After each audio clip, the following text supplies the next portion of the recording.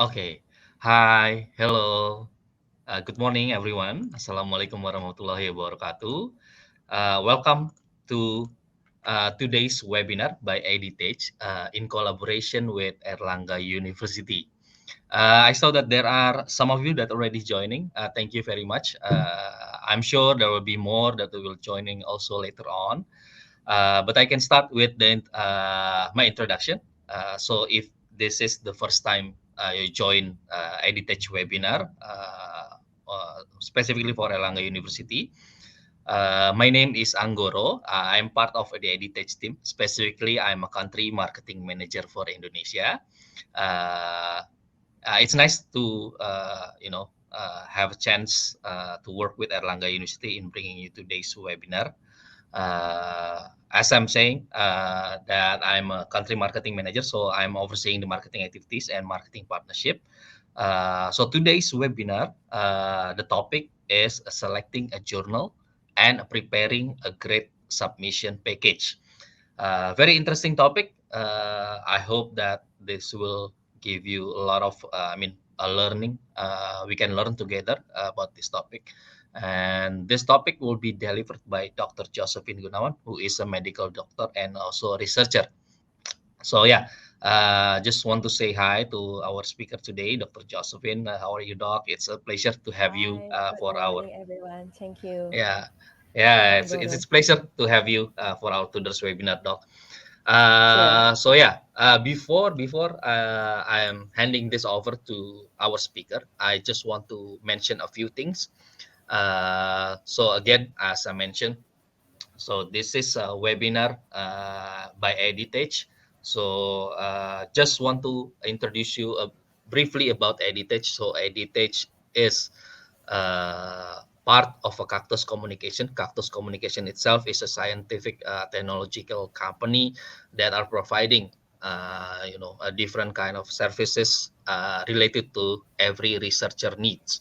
And EdTech itself providing service that specifically for publication needs, for any researcher. And we from EdTech are very pleased that we have this very good relationship and also a partnership with Erlangga University. And also, if you want to see, our service offer, what kind of service that we are providing, you can actually go to our website. You can go to our general website, which is www.editech.com. But specifically, since I said this before, that we are, in a partnership, in official relationship with Erlangga University, we have a website specifically for Erlangga University researcher. So this website is on www.partner.editech.com/unair. And again, for this month, we have a special offer for every Erlangga University researcher that wants to use our services. We have an offer that we will give you one free plagiarism check for your manuscript, and also free paperpal access that you can use also for your manuscript. So Paperpal is our AI editing tools. And I mean, there's a lot of also positive feedback from our user about the Paperpals. And this is special offer that we give to every Erlangga researcher that are using our service in this month. So yeah, if you want to get this offer, you can contact the LIPJPHKI office, or you can again visit our partner website with Erlangga, which is www.partner.editech.com. So yeah, that's the first thing that I want to mention. The second thing is related to this webinar. So this webinar will consist of about 2 sessions, which is the first one that will be presentation from our speaker, that will be followed by a Q&A session or a question and answer session. So if you have any question related to the presentation, the topic that delivered by the speaker, you can put your question on the Q&A button. So you just click on the top right on your screen. There are Q&A logo there, just under the chat column. You can just go there, click the Q&A button, and then leave your question there. At the Q&A session, we will try to address all of your question, and all of your question hopefully can be answered by the speaker today. And also another thing still related to the webinar, all of the material shared by the speaker will be sent to all of the participants in the next few days, also with the recording of this session and a certificate of participation. So yeah, please join us until the end of the session, and we will send all of the material to you in the next few days. So yeah, that's a few things that I want to mention. Again, thank you very much for everyone that already joining today's in our today's webinar. Okay, I think that's all from me. Without further ado, we can go with the today's topic delivered by Dr. Joe. So, Dr. Josephine, I'm handing this over to you. Please. Thank you, Pak Anggoro. Yeah. In this webinar session, it will be delivered in Bahasa Indonesia. So, if there's any question, you can just write it in a chat box, and do not be shy. I'll try my best to answer any question. Okay?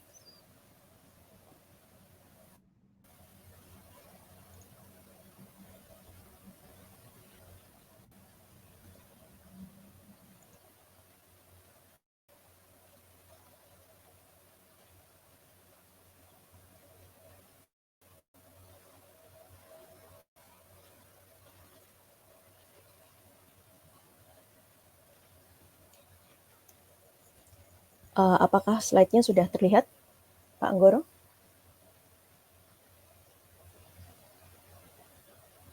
Ya, sudah, Dokter. Oke, baik. Selamat pagi rekan-rekan semuanya. Pada kesempatan kali ini saya akan menyampaikan topik ya atau materi tentang bagaimana sih sebenarnya cara kita memilih jurnal yang tepat untuk manuskrip kita, karena hal tersebut sangat penting dalam pemilihan dan sebelum submission, dan apa sih yang disebut dengan submission package itu, dan bagaimana kita membuat itu agar paper atau manuskrip yang ingin kita submisi tidak di reject sebelum peer review. Nah, kenapa sih kita itu sebagai seorang researcher melakukan sebuah publikasi ya? Jadi karena publikasi itu memang sudah dari puluhan tahun yang lalu itu dilaksanakan untuk meningkatkan pemahaman kita akan suatu topik dalam bidang yang kita tekuni.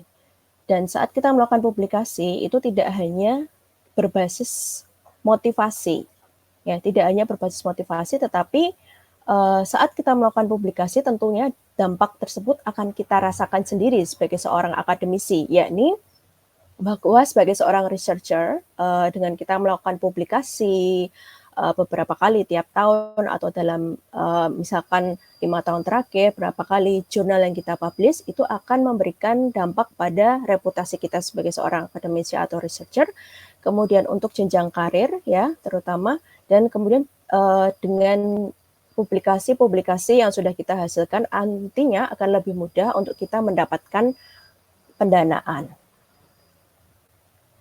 Nah, pada kesempatan kali ini kita akan membahas tentang ada 6 sesi ya, 6 sesi kecil, yang mana yang pertama bagaimana cara kita memilih jurnal yang tepat. dan mengapa itu penting. Yang kedua, faktor apa saja sih yang mempengaruhi dalam kita memilih jurnal. Yang ketiga, apa saja checklist-checklist yang kita perlu ketahui saat memilih jurnal. Yang keempat, kita dapat menggunakan suatu web ya atau platform yang mana dapat membantu kita untuk memilih dengan cepat jurnal mana yang cocok berdasarkan abstrak atau manuskrip kita. Kemudian yang kelima, kita wajib tahu mengenai tentang predatory journal. Yang keenam, apa sih yang disebut dengan submission package dan bagaimana cara kita membuat submission package. Ya. Mengapa yang pertama memilih jurnal yang tepat untuk manuskrip kita atau topik penelitian kita itu sangat penting. Karena ini sangat penting dari awal, karena kalau kita memilih jurnal yang tepat sesuai dengan topik penelitian kita, akan berdampak juga pada publication yang sukses. Nah, apa yang mendasari dari publikasi yang berhasil? Yang pertama tentu dari penelitian kita sendiri. Apakah penelitian kita itu memberikan suatu significance, originality, kemudian berdampak besar untuk bidang keilmuan yang kita tekuni, kemudian yang kedua adalah bagaimana kita menentukan pilihan dari jurnal yang akan kita lakukan submission. Kemudian yang ketiga adalah submission package itu sendiri. Bagaimana seorang editor itu bisa melihat dengan submission package saja akan melakukan dengan judul yang eye-catching saja itu bisa menarik perhatian editor. Seperti itu. Nah, pada awalnya saat secara umum ya, saat kita melakukan submission, itu kita harus memperhatikan hal-hal ya yang detail.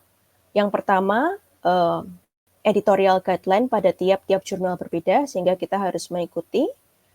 Yang kedua, apakah sesuai kesesuaian antara topik kita dengan tujuan dari jurnal atau scope atau ruang lingkup dari jurnal. Kemudian kesesuaian dari topik kita dengan pembacanya ini, pembaca dari jurnal ini tuh biasanya siapa saja sih, seperti itu. Kemudian hal-hal yang terkait dengan konten itu sendiri, kualitas dari riset kita, relevan atau tidak topik penelitian kita dengan jurnal yang kita tuju, kemudian akurasi dari metode penelitian, ilmiah, dan hasil discussion, kemudian manfaat untuk komunitas, terutama komunitas di bidang keilmuan yang kita tekuni. Nah, perlu diketahui ada beberapa hal yang menyebabkan manuskrip itu ditolak. Yang pertama, karena tidak sesuai dengan ruang lingkup dari jurnal itu sendiri. Ya.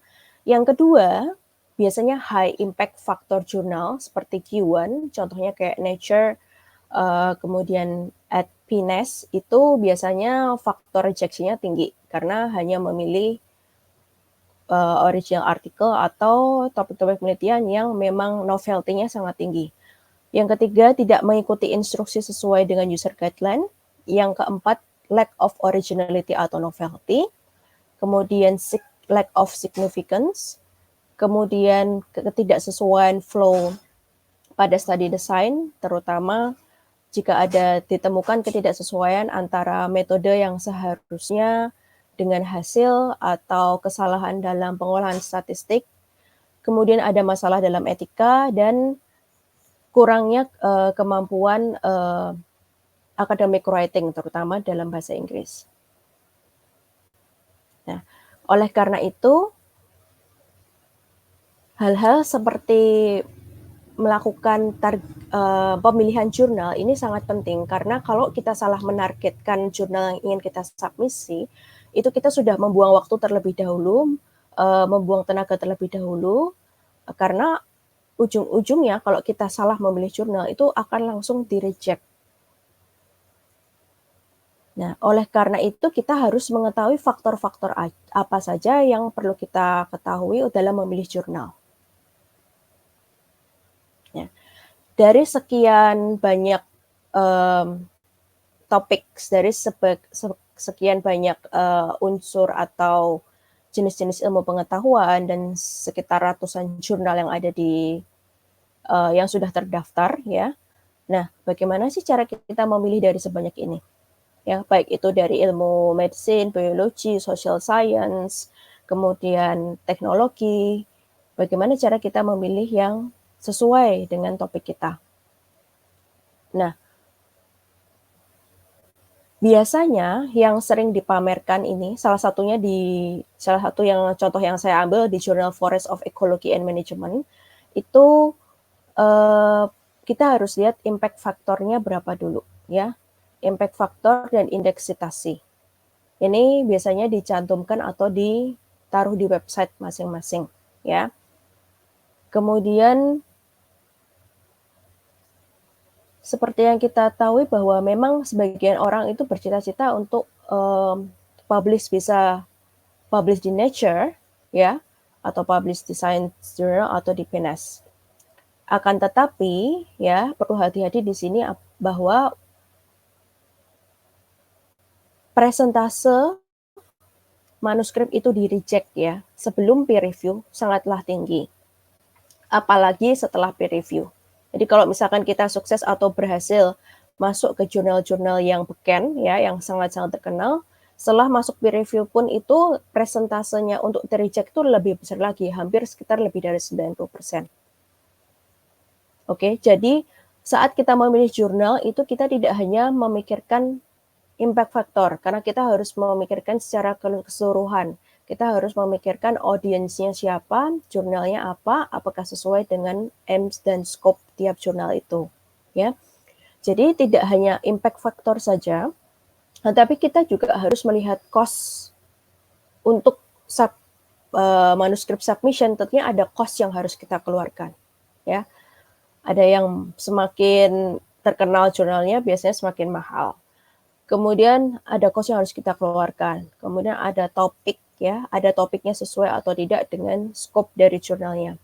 Aksesnya bagaimana? Apakah ini subscription modelnya atau open access atau hybrid? Kemudian audiensnya siapa? Kemudian reputasi dari jurnal itu bagaimana? Dan kita harus melihat rejection rates-nya. Yang pertama dalam pemberian jurnal yang memang sudah saya sebut berulang-ulang ya, kita harus sesuaikan antara topik penelitian kita ya dengan tujuan dari masing-masing jurnal, dan tujuan itu biasanya dituliskan di webpage masing-masing. Seperti di sini contohnya, misalkan tentang biological conservation, mereka akan menyebutkan tentang aim dan scope dari jurnal tersebut. Kemudian mereka kadang pasti biasanya bukan kadang ya, pasti memaparkan tentang editorial board-nya siapa, terus bagaimana cara menuliskan abstrak dan menulis indeks, seperti itu. Nah, perlu kita ketahui juga siapa target audience kita. Misalkan dari biological conservation ini target audience-nya adalah environmentalist, conservationist, botanist, marine scientist, ecologist, and biologist.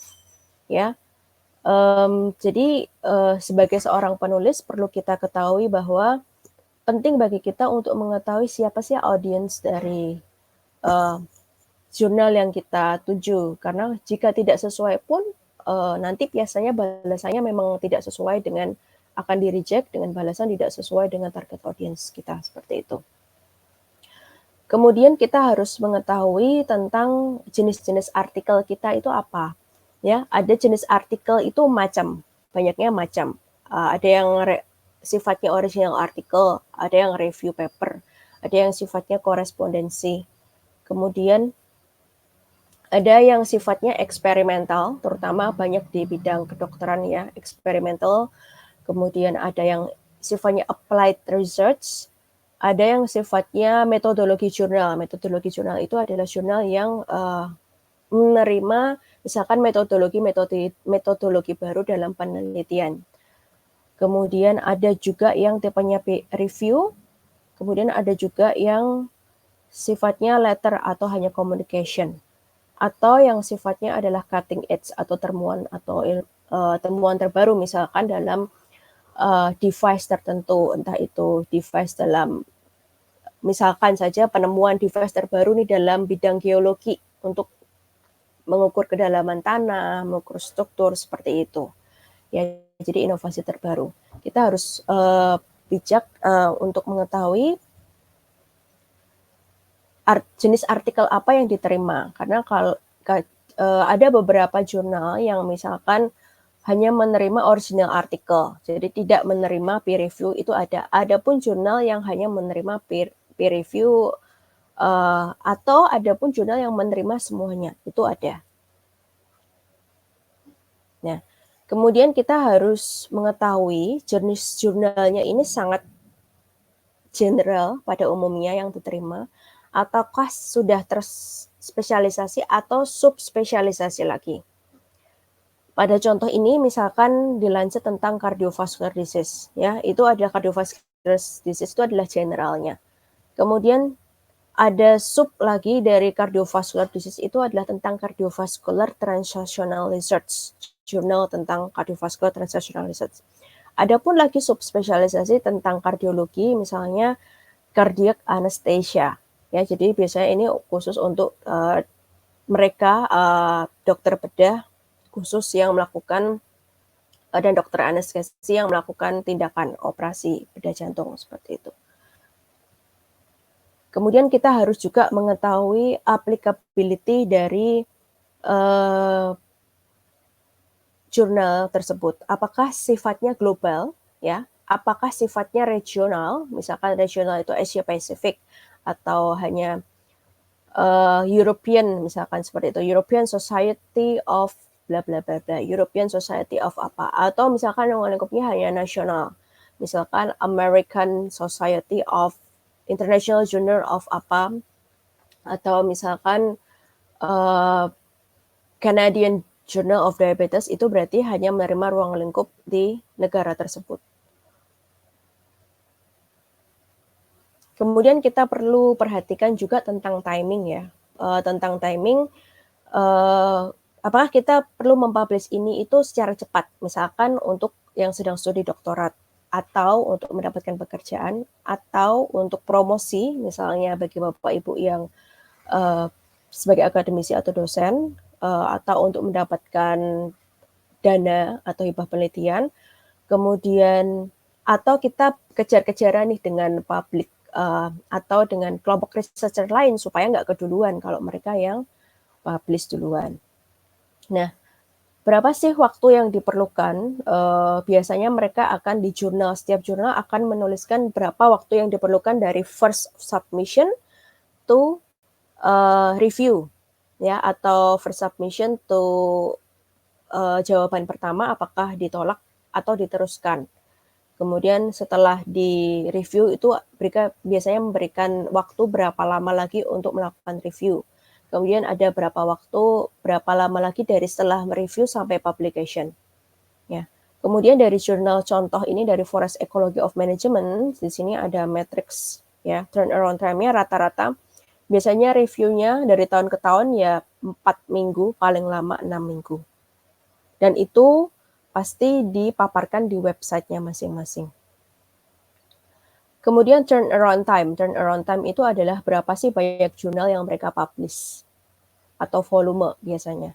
Nah, kalau dilihat ini dari contoh Journal Forest Ecology and Management dari 1 Juli sampai 1 Juli 2020 sampai 15 Juli 2020.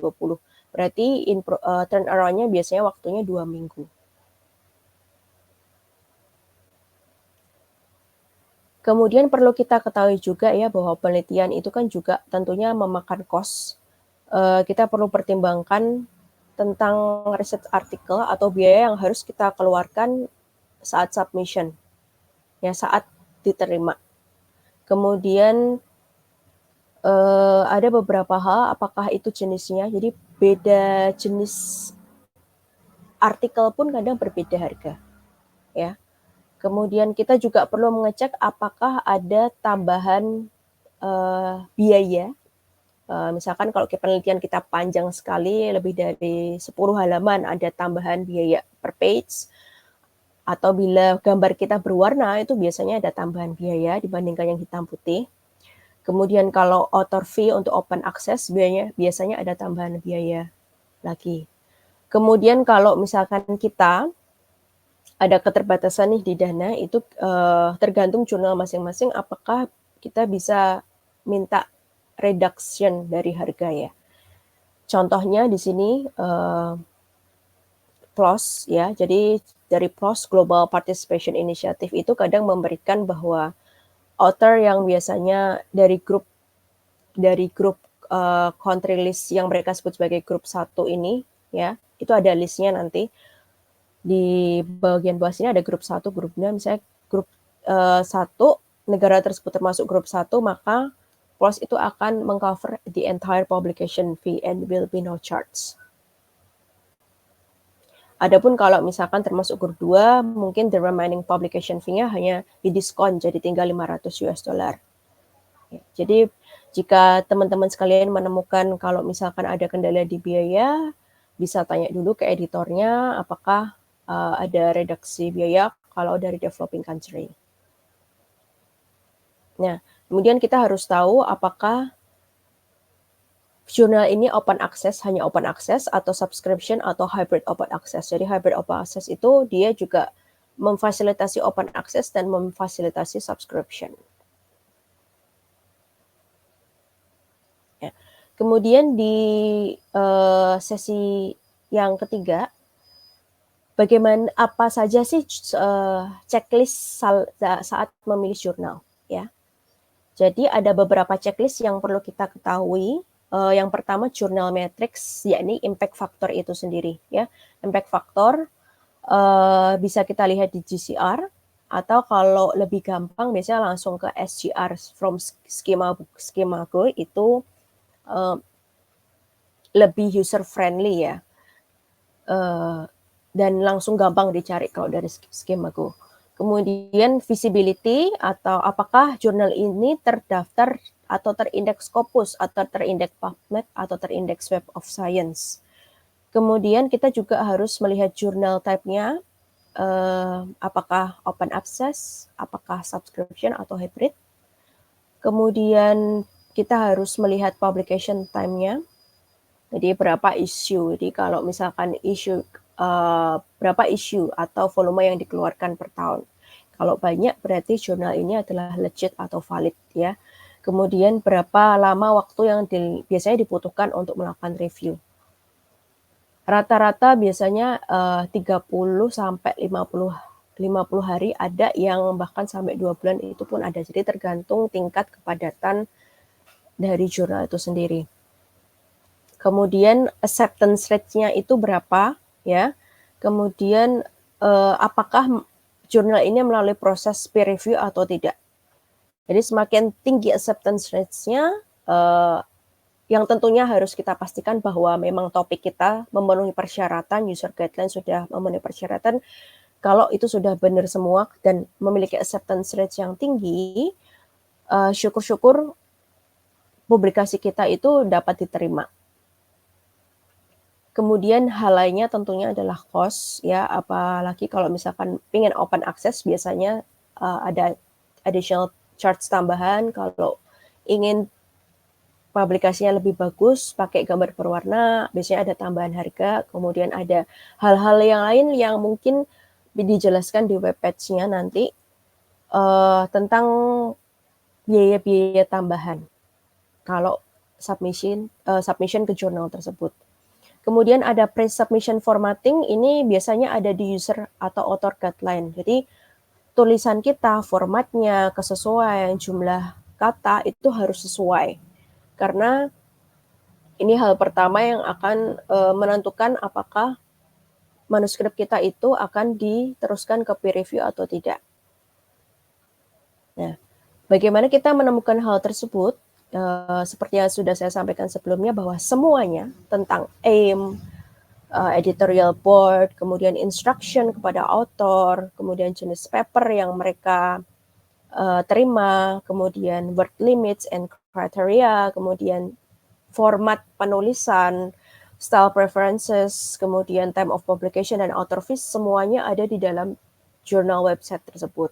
Jadi memang penting di sini bagi Bapak Ibu dan rekan-rekan sekalian untuk melakukan research atau desk research terhadap jurnal website yang hendak dituju. Kemudian ada beberapa detail yang mungkin belum disampaikan sebelumnya. Ada istilahnya sebagai transfer of copyright, ini kadang diminta perlu atau tidak. Supplementary data itu biasanya adalah data-data yang tidak kita tampilkan di main results atau data pendukung. Itu apakah perlu atau tidak, atau menerima itu atau tidak. Kemudian apakah ada share materials, misalkan pasien data atau DNA samples. Misalkan kalau menggunakan DNA itu mereka biasanya minta kode dari database-nya itu disimpan di mana. Kemudian apakah ada restriction number of authors, jadi ada jumlah maksimal authors. Kemudian hal-hal yang lain yang terkait cost atau biaya, berapa jumlah halaman, kemudian penggunaan warna, dan penggunaan open access, penggunaan fasilitas open access. Ya. Bagaimana sih sebenarnya tips-tips yang penting kalau misalkan setelah tips-tips yang saya jelaskan sebelumnya, dan jika kita memang mengalami sebuah keraguan, kita dapat meng-email editor sebelum melakukan pre-submission. Jadi kita kalau ada keraguan bisa tanya nih, kira-kira papernya ini tentang apa sih?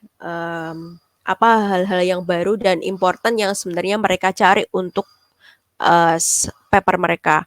Atau apakah misalkan kita mau menulis di cover letter, ya, apakah sesuai antara jadi biasanya kita sudah sebelum meng-email kita sudah memastikan bahwa kita memiliki manuskrip ready, cover letter ready.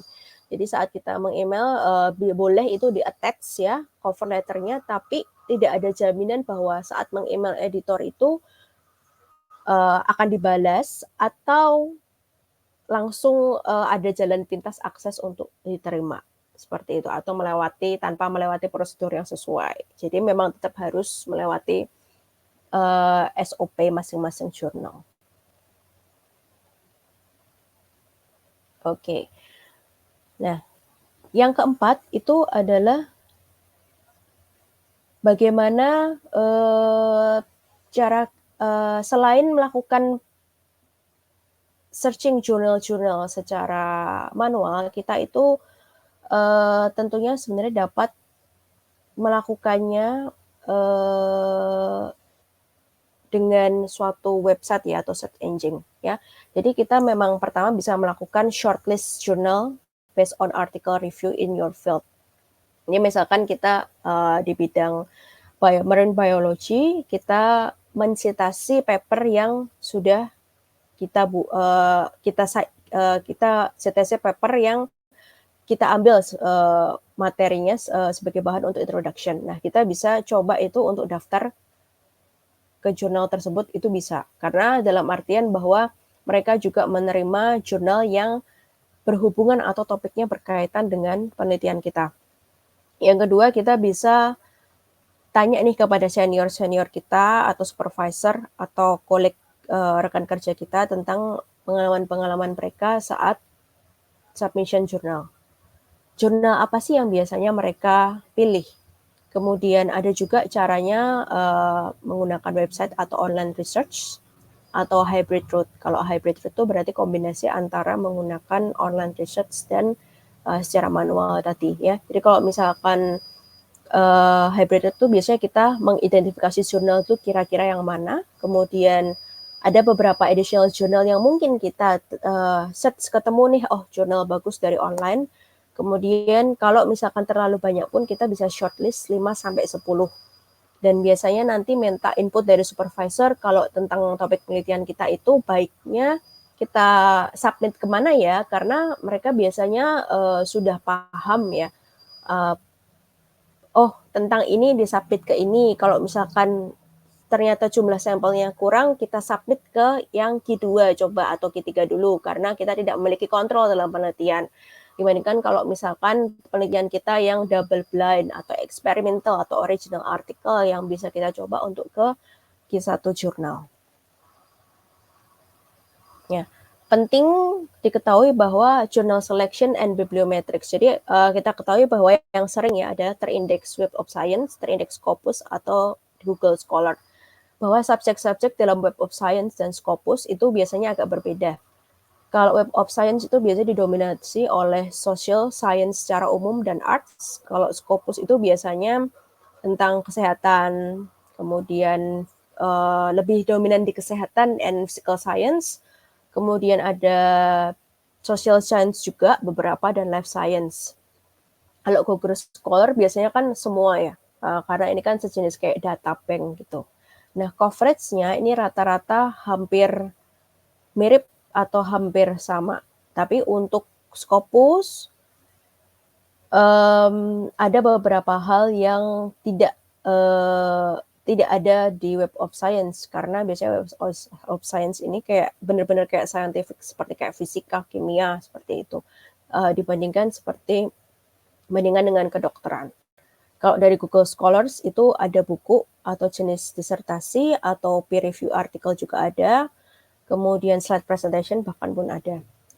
Kemudian kekuatannya kalau Web of Science itu biasanya search-nya dari lebih gampang berdasarkan disiplin keilmuan. Kemudian sangat terkenal dengan citation analysis-nya, karena citation analysis-nya lebih maju daripada Scopus.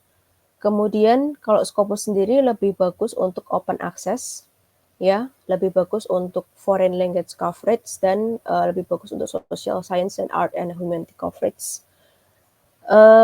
Untuk Google Scholar sendiri keuntungannya ini free, ya, dan mudah sekali untuk membuat supaya jurnal kita ini gampang ditemukan di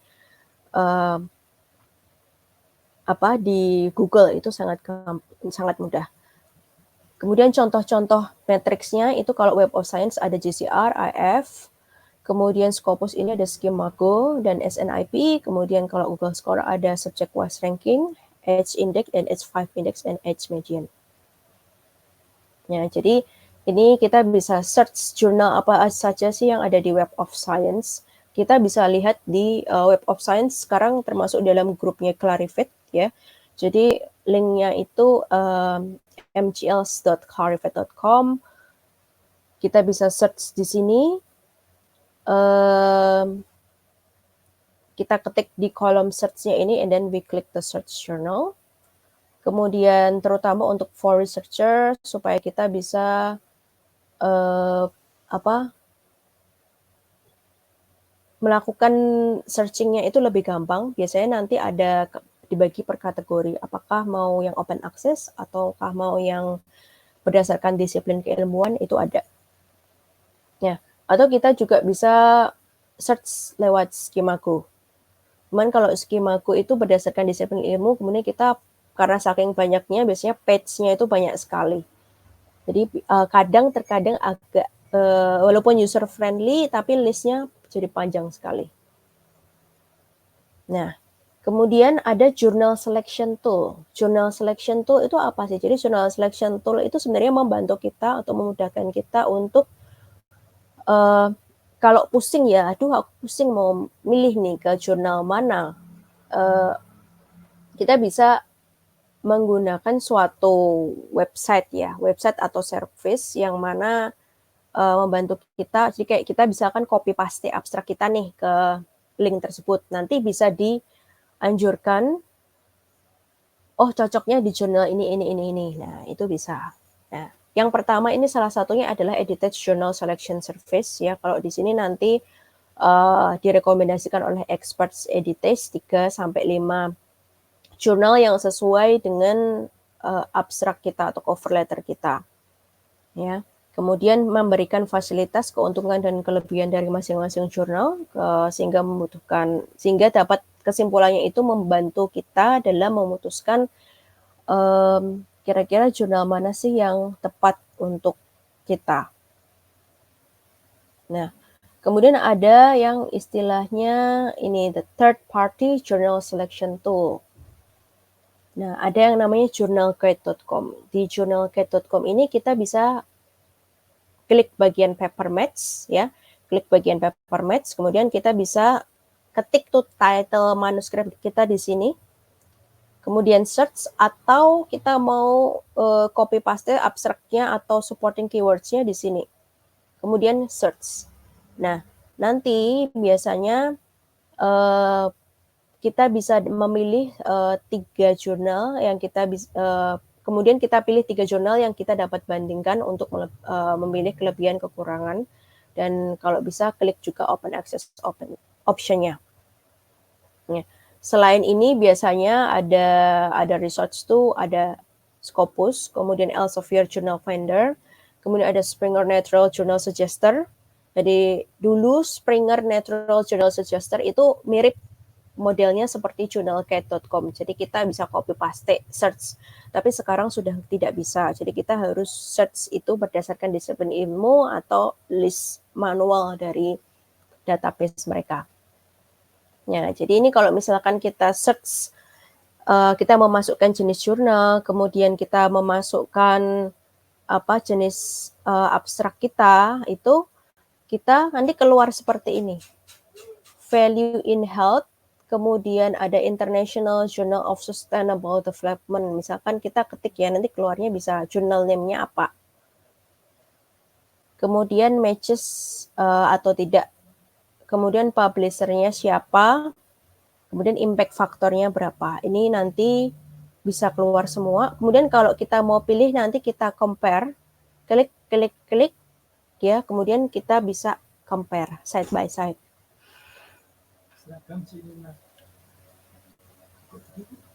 Kemudian yang tempat lainnya itu ada Hindawi Journal.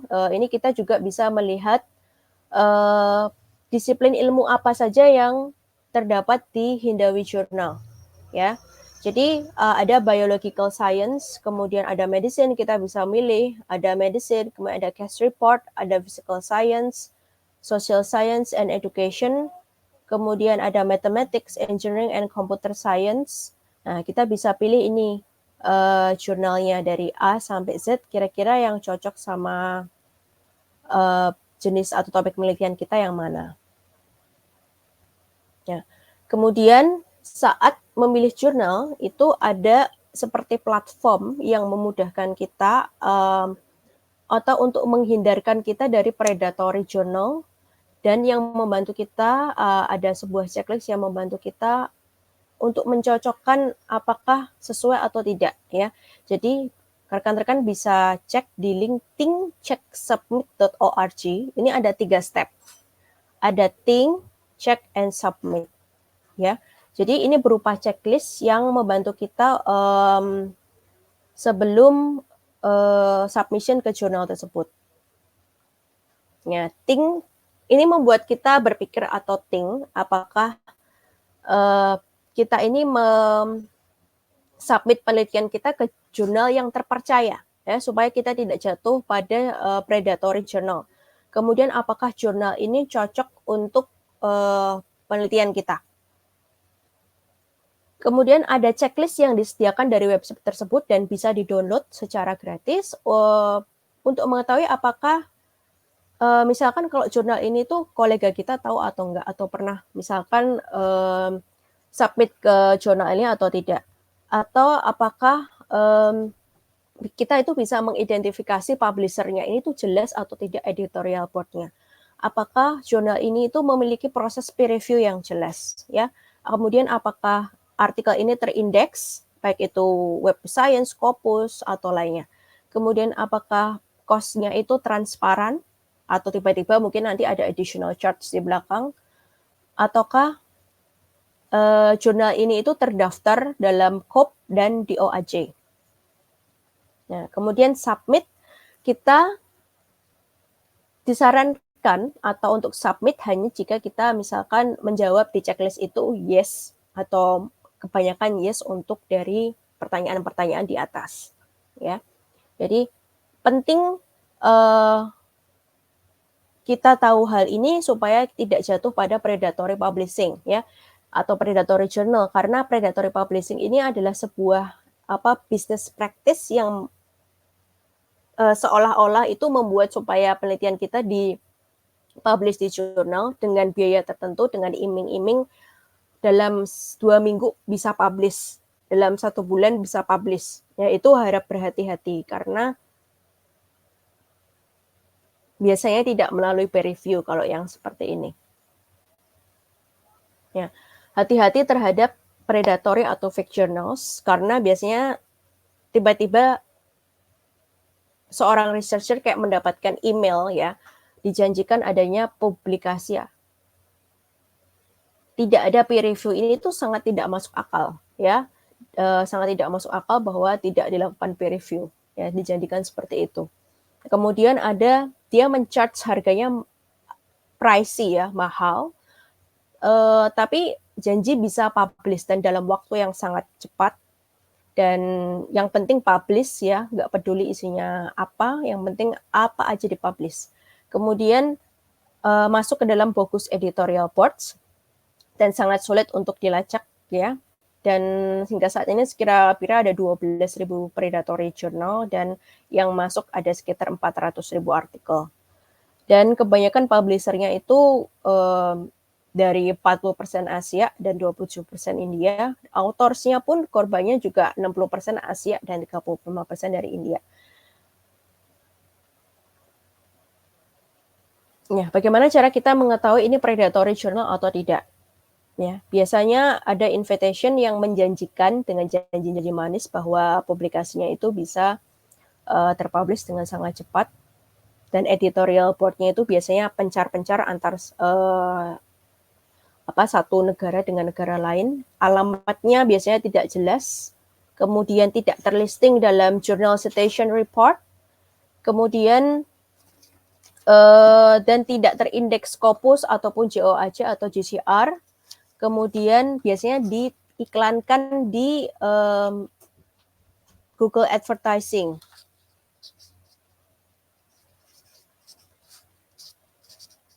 Nah, ini kita sebagai researcher harus berhati-hati. Nah, ini contoh email, contoh invitation dari predatory journal seperti ini. Ya. Bla bla bla, dear siapa, greetings dari JS Central. In view of your scientific reputation and trustworthiness, we would like to invite to submit a short communication, perspective or review. Kemudian dia menjanjikan to promote erudite, pragmatic, and contemporary research in the fields of clinical oncology and research. Kemudian this open access journal facilitated a rapid publication with unlimited dissemination of knowledge to reader. Ya, ini harus kita berhati-hati ya terhadap email-email seperti ini. Nah, kemudian kita harus cek nih, sangat jeli untuk melihat title predatory journal itu biasanya bikinnya kayak agak asal-asalan ya. Kemudian URL-nya itu kita harus cek valid atau tidak. Kemudian kita harus lihat editorial board-nya. Kalau mau pastikan bisa di email atau enggak, kadang emailnya bisa juga email cuman bukan email company ya, tapi email kadang Gmail atau apa kayak gitu. Jadi email tidak resmi. Kemudian kita bisa melihat dari hasil publikasi-publikasi yang ada di jurnal tersebut itu apakah tercited atau tidak. Kemudian kita bisa melihat kolega itu apakah pernah mensubmit di jurnal tersebut. Kemudian ada mekanisme peer review yang tidak dijelaskan. Ini agaknya kok agak rancu gitu ya, aneh bahwa kita ingin men-submission jurnal tapi tidak dilakukan peer review. Nah, ini ada namanya bellslist.net. Bellslist.net itu adalah inisiasi dari Bells sendiri. Jadi kita kalau mau ngecek apakah jurnal ini predatory atau tidak, itu kita bisa search di bellslist.net. Jadi ini adalah wadah atau kumpulan list dari predatory journal. Ya, jadi ini kalau kita selain Bellslist ada juga predatoryjournal.com/journal. Ini juga berisi tentang list-list dari predatory journal. Ya. Kemudian kita harus tahu apa sih yang disebut sebagai submission package. Submission package ini isinya adalah cover letter, kemudian title page atau judul, berisi tentang judul terutama, kemudian nama authors, afiliasinya, kemudian kontaknya. Berisi tentang abstract dan keyword, manuskrip, tables and figure, kemudian ada tambahan berupa highlights, graphical abstract, supplementary material, and video biasanya. Bagaimana cara kita memprepare submission package ya? Jadi cover letter itu harus clear, to the point, dan concise. Dan title kita itu harus eye-catching, harus menarik supaya editor itu langsung ingin membaca. Ya, kemudian figur atau tabel sebaiknya memiliki legend yang sesuai, gambarnya jelas.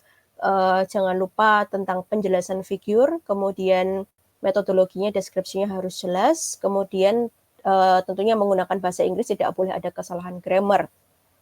Ya, di cover letter seperti yang saya jelaskan sebelumnya, cover letter ini sebenarnya berisi tentang ringkasan pendek ya, terutama tentang signifikansi dari hasil studi dan mind finding. Kemudian kita wajib menuliskan keyword-keyword highlight apa yang match antara journal scope dengan manuskrip. Kemudian kita juga harus menjelaskan mengapa sih kalau kita itu jurnal kita itu pantas atau sesuai untuk mau submit gitu ya ke jurnal. Kemudian ada conflict of interest, ini juga harus dijelaskan. Kemudian ada pernyataan bahwa memang artikel kita itu original, belum dipublish di tempat lain juga. Belum dipublish dan tidak sedang submisi di tempat lain juga. Ya, jadi seperti ini adalah contoh cover letter template. Ya, jadi ini adalah cover letter template seperti ini. Jadi ini hanya satu page aja. Jadi harus benar-benar concise, to the point, isinya tentang short summary dari finding, kemudian signifikansi dan alasan apa kita submit ke jurnal tersebut. Bagaimana cara kita memprepare?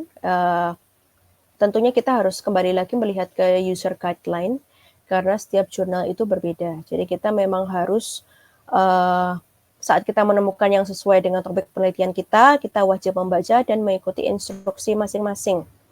Karena hal-hal yang mungkin terlihat sepele ini kadang bisa menyebabkan manuskrip kita itu terrejeksi sebelum peer review. Dan emang jenis artikel itu dalam bidang penelitian banyak sekali ya, macam-macam, dan tipe-tipe artikel sendiri pun itu ada yang istilahnya data descriptor, yang sifatnya analisis atau original artikel atau sifatnya commenting. Apakah jurnal ini menerima yang hanya data descriptor? Jadi ada data descriptor itu kita bisa menggunakan data yang sudah diupload di scientific data, atau yang memfasilitasi ini biasanya Nature. Jadi datanya memang sudah ada, datanya itu kemudian melalui proses peer review, data ini bisa kita gunakan kembali untuk penelitian selanjutnya yang sifatnya reusable. Kemudian ada yang sifatnya analisis atau secondary analysis, ini sifatnya meta-analisis, jadi dari penelitian-penelitian yang sudah ada bisa kita produce sebuah misalkan peer review atau meta-analisis. Kemudian ada original article, ini benar-benar new, from scratch, data, hasil ini semuanya baru. Kemudian ada yang sifatnya bersifat komentar ya. Biasanya ini sifatnya tidak peer review, sifatnya editor's discretion. Kemudian selanjutnya saat kita menulis manuskrip, ya, kita juga harus lihat kembali ke jurnal karena masing-masing jurnal memiliki template-nya sendiri-sendiri, ya, memiliki jenis-jenis artikel yang berbeda. Dan title itu harus sangat-sangat eye-catchy, sangat-sangat concise tapi menarik perhatian. Kemudian penulisan nama author itu juga harus jelas, termasuk dengan kalau kita menampilkan suatu highlight atau suatu graphical abstract atau subtitle itu juga harus jelas. Kemudian kita juga harus mengecek dulu reference atau daftar pustaka kita mau menggunakan format apa, apakah Vancouver ataukah Harvard. Kemudian penulisannya seperti apa, misalkan kalau Vancouver apakah sebelum atau sesudah titik, atau misalkan kalau mau menggunakan bracket yang seperti apa. Bentuknya itu formatnya biasanya ditulis dijelaskan di author guideline. Nah, kemudian figure and table ini juga mereka itu mintanya size dan resolusinya minimal berapa pixel seperti itu. Adakah jumlah maksimal atau jumlah minimal, kemudian jenis filenya atau PNG atau JPEG, kemudian legends-nya jangan lupa, kemudian labeling itu juga harus diperhatikan. Nah, kita juga harus melihat atau instruction untuk supplementary material. Untuk hal-hal supplementary yang biasanya memang bukan main result, tapi adalah data pendukung untuk membantu istilahnya reviewer dalam menganalisa data dan melihat hasil diskusi. Nah, kita juga tidak boleh lupa untuk melakukan acknowledgement, kemudian menulis author distribution, kemudian menjelaskan conflict of interest bila ada, kemudian etik, kemudian final proofreading, dan final check for formatting instruction. Dan kita memang harus melakukan atau put our best effort, terutama di covering letter, ya, karena ini adalah link pertama, adalah tahap pertama saat kita untuk meng-email editor, ya, kita harus benar-benar menjelaskan tentang suatu penemuan terbaru atau signifikansi dalam paper kita. Kemudian title dan abstrak itu harus concise dan eye-catching. Kemudian konklusi atau kesimpulan itu harus senada seirama dengan introduction dan discussion. Kemudian kita harus perhatikan juga dari grammar dan punctuation, kemudian dengan tambahan tabel figures, kemudian citation references, harus dilakukan pemformatan secara teliti. Kemudian untuk ringkasan pada materi hari ini, yang pertama bahwa penting sekali untuk kita memilih jurnal yang sesuai dengan ruang lingkup penelitian kita. Kemudian kita harus mempertimbangkan praktikal aspek lainnya seperti cost, kemudian acceptance rate, kemudian review time seperti itu, dan tidak hanya impact faktornya. Dan kita harus berhati-hati terhadap predatory atau fake journals, dan kita harus memberikan atensi penuh terhadap cover letter, abstrak dibuat sebaik mungkin, sebagus mungkin, dan manuskrip itu harus bersih, format sesuai dengan user guideline. Baik, sekiranya terima kasih atas kesempatan yang diberikan pada saya untuk presentasi hari ini. Sekiranya jika ada pertanyaan, silakan. Dengan senang hati saya akan menjawab. Terima kasih. Saya kembalikan lagi ke Pak Anggoro ya.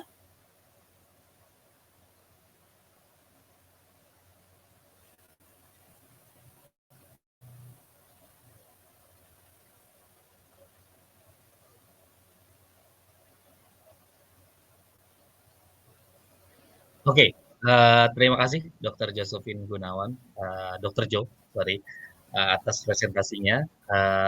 Baik, kita bisa langsung ke sesi Q&A atau sesi pertanyaan untuk topik kita hari ini. Boleh, oke. Dokter, ada beberapa pertanyaan yang sudah diberikan oleh partisipan webinar kita di bagian Q&A, Dokter. Mohon silakan jika ingin dijawab. Untuk pertanyaan dari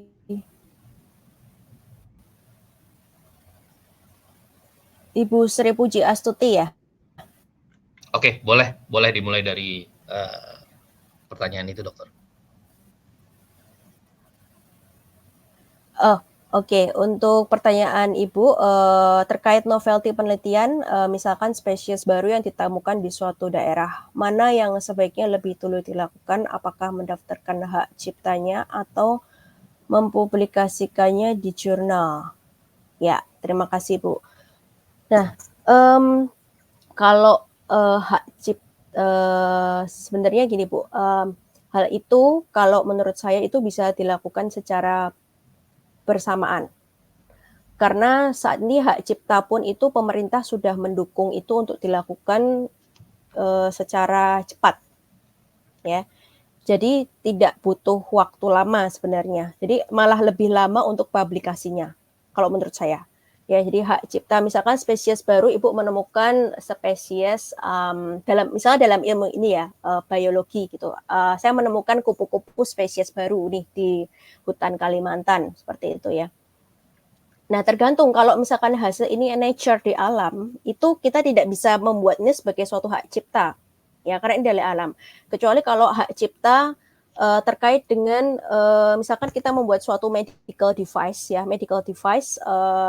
misalkan saya mau menciptakan suatu alat elektrokardiografi ya untuk baca misalkan rekam jantung atau alat USG ultrasound untuk lihat dalam jarak 5 meter saja saya sudah tahu bisa nge-scan kondisi orang itu, jadi nggak harus ditempel. Nah, itu biasanya bekerja sama dengan industri dan patennya pasti sudah ada kalau misalkan dalam baik itu maupun dalam bentuk chip ya ataupun software itu sudah ada sebelum nanti dikomersilkan lagi ke industri. Nanti kalau misalkan sudah jadi merek atau dibeli oleh industri itu nanti hak ciptanya nanti beda lagi karena pasti ada modifikasi dari industri. Jadi kalau menurut saya itu bisa berbarengan seperti itu, Bu. Kemudian untuk hybrid, ya hybrid itu jadi misalkan jadi satu jurnal itu bisa memfasilitasi subscription dan open access, ya. Jadi open access pun di sini itu berbayar dan kadang lebih mahal dari yang tipenya subscription. Itu kenapa lebih mahal? Karena dengan fasilitas open access itu memberikan kesempatan bagi orang yang tidak berbayar untuk dapat mengakses jurnal kita. Jadi biasanya jurnal provider itu meminta lebih terhadap open access. Seperti itu. Jadi misalkan Nature ada yang sifatnya berbayar, ada yang sifatnya open access. Jadi ini istilahnya hybrid. Jadi nanti tergantung penulis ya atau author ingin mau yang model subscription, jurnalnya dibuka secara subscription atau bisa diakses secara open. Tapi mayoritas kalau open access ada charge tambahan. Tapi tergantung jurnalnya lagi ya Bu, makanya kita harus kembali lagi melihat jurnal guideline-nya itu seperti apa. Atau mungkin ada yang 100% open access itu juga kadang ada atau bisa dibantu dengan cost reduction, itu bisa.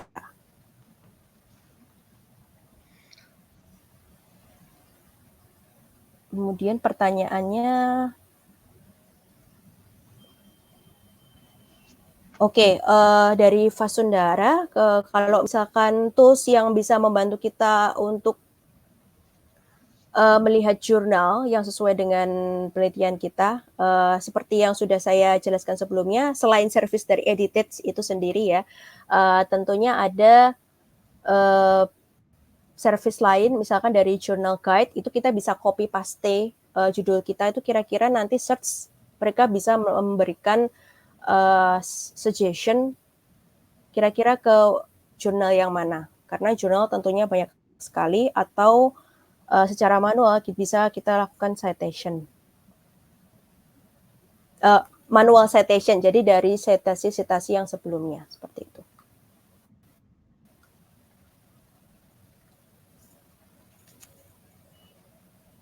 Ada lagi pertanyaan?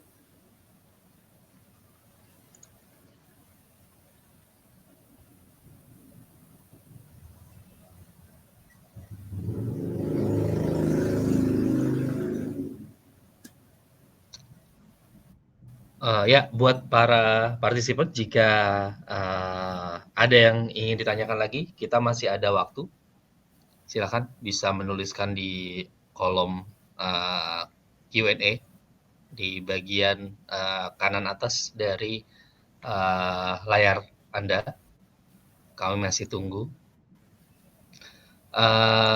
Sekalian sambil menunggu pertanyaan berikutnya jika ada dari para partisipan, saya ingin mengingatkan untuk improvement dari webinar by EdTech ini, mohon bisa meluangkan waktu untuk mengisi feedback form di kolom chat. Kami sudah share linknya, jadi rekan-rekan partisipan dari webinar ini bisa mengklik feedback form dan mengisi beberapa pertanyaan dari kami untuk kami tingkatkan lagi webinar ini ke depannya.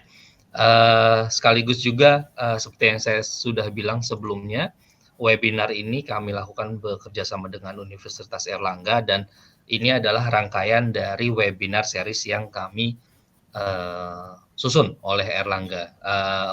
Hari ini adalah webinar ketiga yang kami susun, dan masih akan ada lagi beberapa webinar yang akan kami lakukan minggu depannya, beberapa minggu ke depan maksud saya. Jadi ya, kami tunggu partisipasinya kembali untuk webinar dari EdTech bekerjasama dengan Universitas Airlangga. Oke, jika ada pertanyaan kami masih tunggu mungkin beberapa menit lagi dari para peserta. Silakan.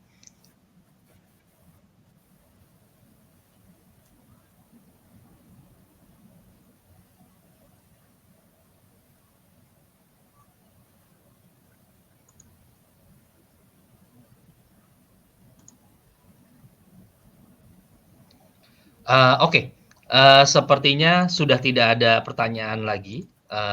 Jadi sekali lagi saya ingin mengucapkan terima kasih kepada Dr. Josephine sebagai speaker kita hari ini. Terima kasih banyak, Dokter.